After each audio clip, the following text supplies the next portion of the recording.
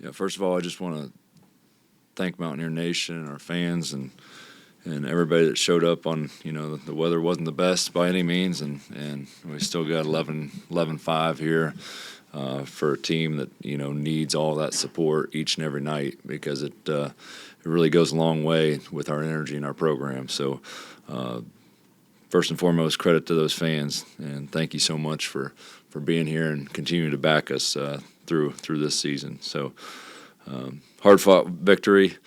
I think the buy-in for us defensively and some changes schematically was probably the key. And our guys did a heck of a job in the last couple of days, and made those changes and locked in on it, and had a lot to do with coming out with a victory tonight. So Josh, some of those changes obviously must have been defense, but just talk about the defense overall. It's been a struggle this year. Best game so far? Did you like what you did defensively, forcing 22 turnovers? Yeah, that was, I didn't realize we turned them over 22 times. That's got to be the most all year by far, and it wasn't pressure by any means. It was, like I told those guys, if we don't get spread and take a different approach and not get so spread and have each other's back, we can put as much ball pressure as possible if we pack it in a little bit. So they bought into it, and the credit to our staff. Our staff really put together a real good game plan in terms of implementing it on a short notice, and excellent job by them and owning the defensive end and locking in and selling it to our guys. So credit to them and credit to our guys for buying in and locking in on it. It was a very physical game. How did you push the button? What button did you push to get that out of the team? I don't remember pushing a button, but whatever it was. I certainly want to. The message I had for 2 days, I think came out of one of my assistants' mouth when we're making some of these changes. It's got to be us versus them. It's got to be us versus them. And I kept on reiterating that terminology through the 2-day process. That our defense has got to, we got to feel that help side. We got to feel that on the, from a ball pressure standpoint, that everybody's got each other's back. And with some of the changes, you're going to give up a lot more threes, but going into the game, you probably looked at the first 2 games in conference play. We were probably giving up close to 45 points in the paint, and wasn't exactly stellar, but we only gave up 28 in the paint tonight. I was just going to ask about that. I don't know how much you can get into, like what the defensive changes were, but when you were coming up with them, was it with that in mind, stopping those runs at the rim?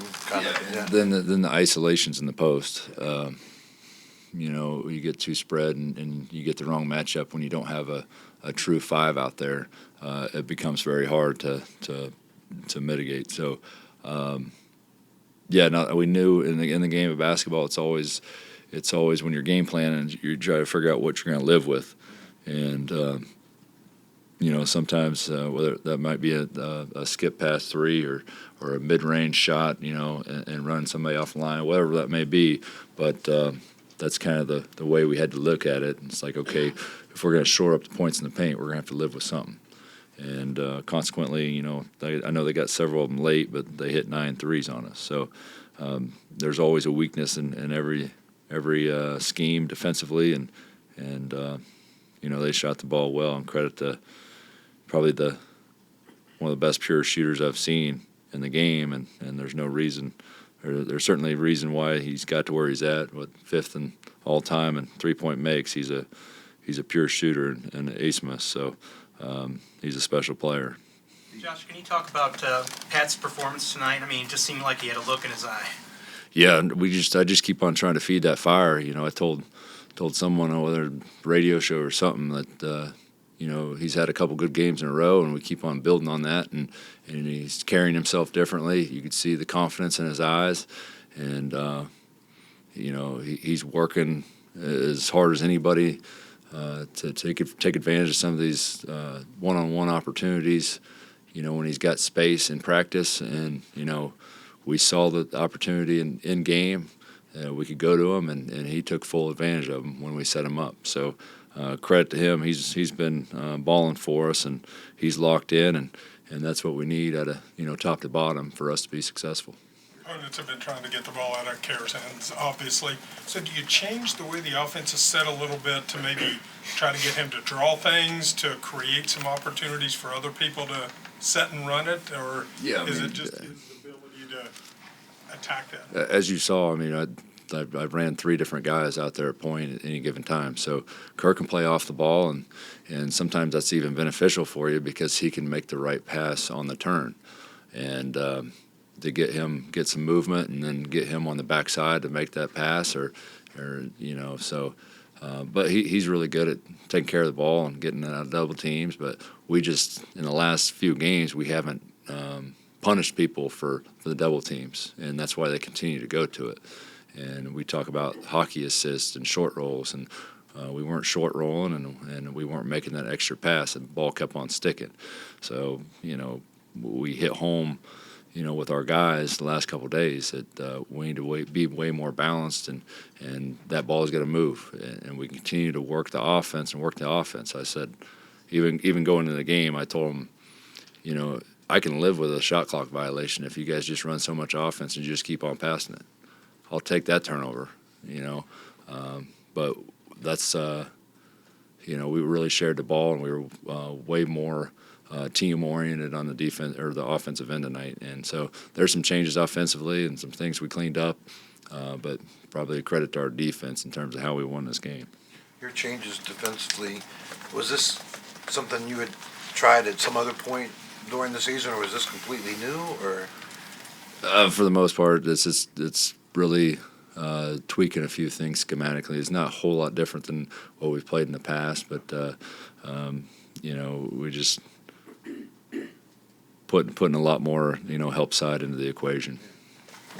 Coach, there have been a lot of close games that you guys have fallen on the wrong side of this year. Obviously, the free throws late. Did that kind of creep into your mind that here we go again in any sense? Yeah. It did.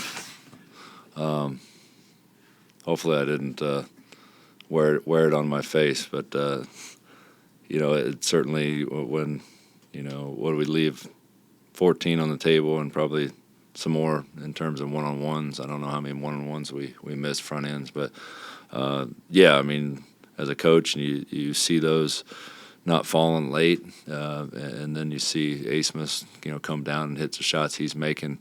It was on my mind. You try to just figure out how to, put a clean slate, but and clear your mind in those situations. But we wear some of those losses, and they keep on carrying with us. And this season, a couple of these games, 2 or 3 of these games go our direction, and we put them in the right, win-loss column. We probably have a lot more confidence right now. But regardless, I keep on telling these guys, I feel like we're kind of like that shooter in a slump. So we got to see one go down. We got to see one down, and we can go down for us, and we can build on it and get that confidence rolling. So hopefully that's the game that they realize that we're just as good as anybody. We play each and every night if we play that way and we play that well together. Coach, if you look at really until like the last maybe 3 or 4 minutes of the game when Asmus starts getting hot, and you guys have won on the line a lot. Really up until that point, it was kind of one of those, ugly, muddy it up kind of games, and I'm wondering, is that the style that you kind of want? Because I know you had some ideas with offensively coming into the season, and it's kind of the style that the league plays. Yeah. The first 14 games after the Saturday, the first, Saturday to Wednesday, all the 14 games have been played in the league, and like I told him, I said that the average margin of victory is 6, and then the winners are on average scoring 71, and the losers on average are scoring 65. I was like, guys, we're giving up 85 points a game after 2 games. So we can pinpoint some things on the offensive end and tweak some things and be more efficient there. But at the end of the day, in this league, you got to hang your hat on defense. And it's really, really hard to give up 2 and try to get 3 quick on the other end to have that mentality and win games. You're not just going to outscore people. So the chemistry and the changes we made on the defensive end, that's probably the reason we won, but also the buy-in offensively to get better looks and not be so quick with our shot selection. Josh, you added somebody to the roster. How'd that transpire? Did he come to you? You went to him, and what couldn't Aiden eventually provide you? Well, I met Aiden probably over a year ago. I was out on the recruiting trail and out in Kentucky, and I met him, and I saw him play for the first time, when I was scouting someone else. And they introduced me to him because he was, committed to West Virginia to play football.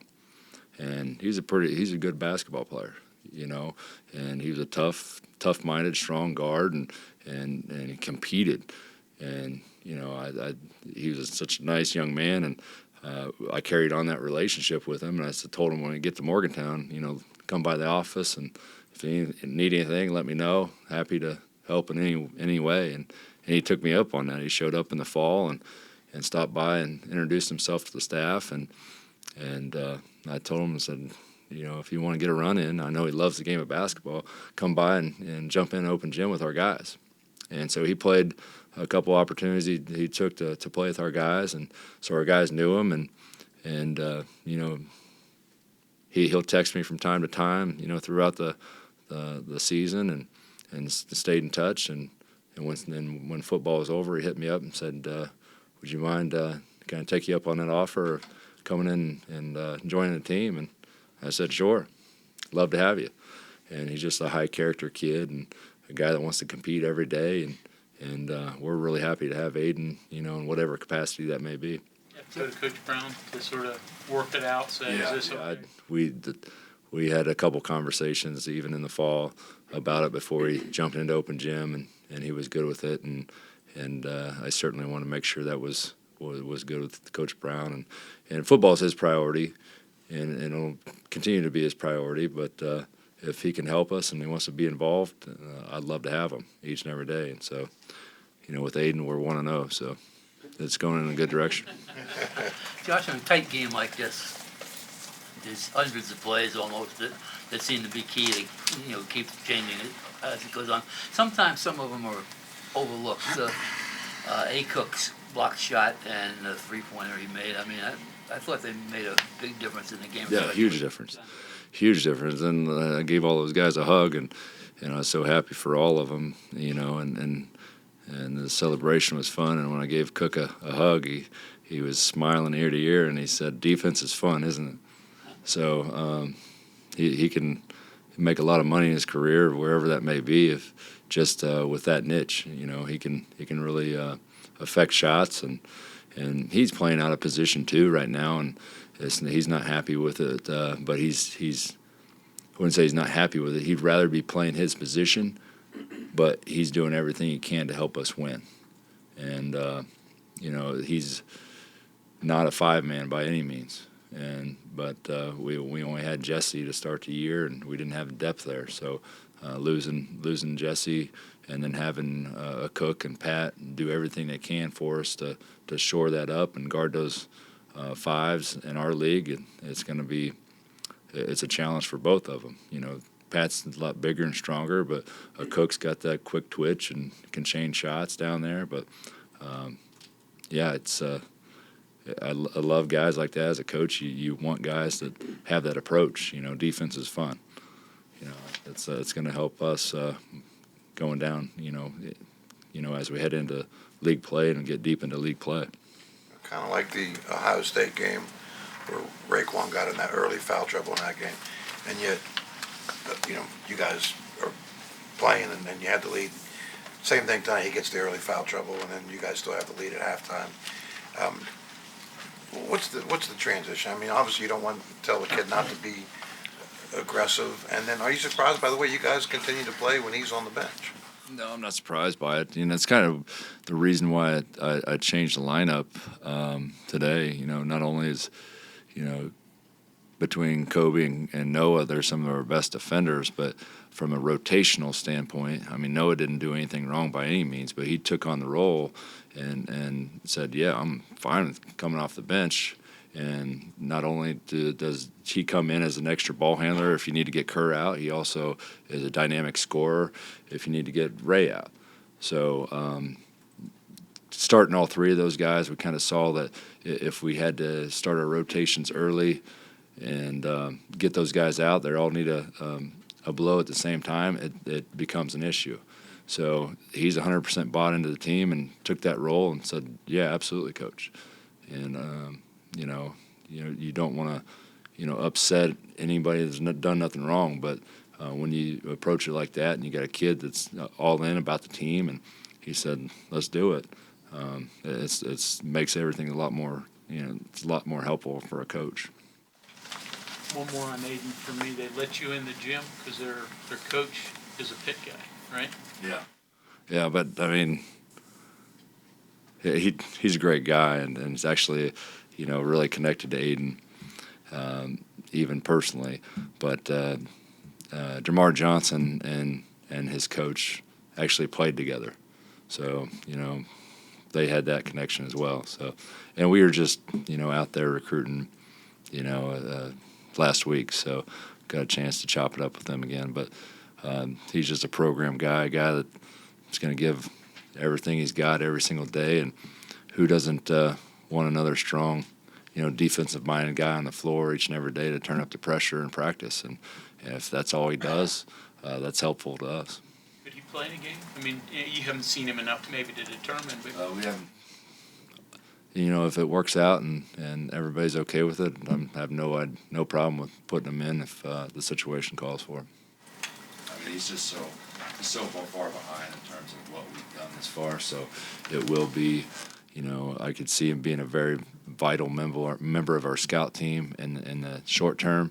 But trying to learn everything that we have in place right now might be a challenge, and especially this late. But he is a very bright kid, so we'll see how that transpires. Josh, Quinn, I think he played like the last 8 minutes, and a lot of good things happened when he was in there too. Is that first step back toward where you want him to be, where he wants to be? Yeah, I mean, I need Quinn, and we need him to get that swagger back. But having him on the floor, especially, he's a really good decision maker. Even when shots aren't falling, he can make good decisions with the ball, and probably our best passer at the forward position. So you can run a lot of things through him. So I feel it's really nice from our standpoint to have Quinn taking that ball out when you put the guards in the press break and they can get open. So that's very helpful, and it was huge down the stretch. And I think did he miss any free throws? I think he missed a couple, but typically you're going to trust Quinn to knock all those down at the free throw line there late. So. And then it was brief. You played a Cook and Pat together too. Situational? Is that something you wanted to try out? I probably can't do it too much. We look at that, but the problem is if they both need out at the same time. So Cook's certainly more of a 4 than Pat is. Pat's become, he can shore us up defensively from the 5, probably easier than a Cook can. So I have no problem playing them together. It's just got to be right situation, rotational with your rotations.